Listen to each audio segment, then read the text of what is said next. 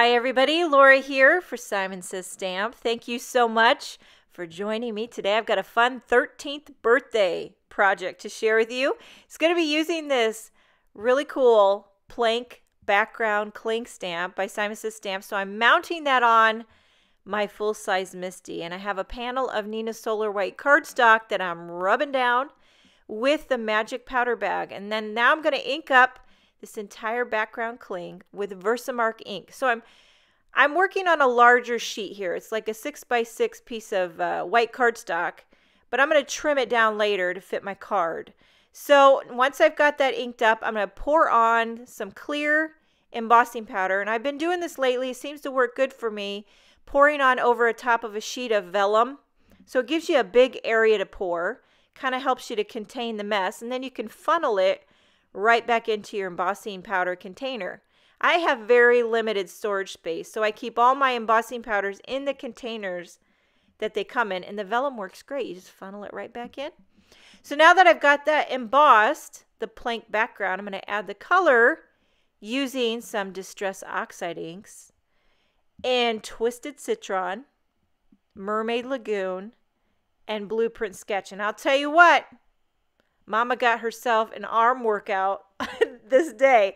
I probably didn't need to do a whole 6x6 because I trim it down, but I wasn't thinking ahead. I just said, you know what? I'm going to work, work, work. And I mean, I think I probably broke out in a sweat. I'm not going to lie. But look at how pretty it is. These colors, my favorite is when they overlap.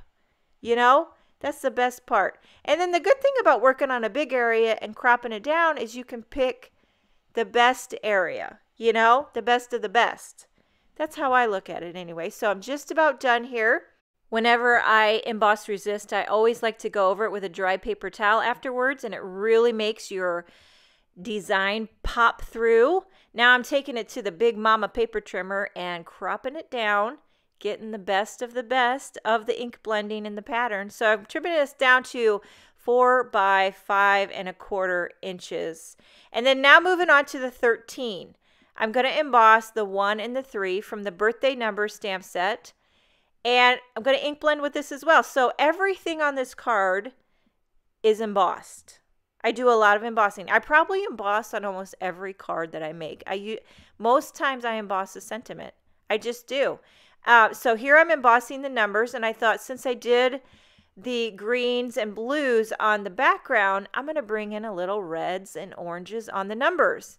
It's a great contrast. It's very happy, celebratory. So this is 13. I kind of had in mind it might go for a boy, but I think it could go either way. And you definitely could adapt this for any birthday, you know, 21, 18, what have you, what you need. You know, like me, I'm 29. I've been celebrating my 29th birthday for a while now, haven't you?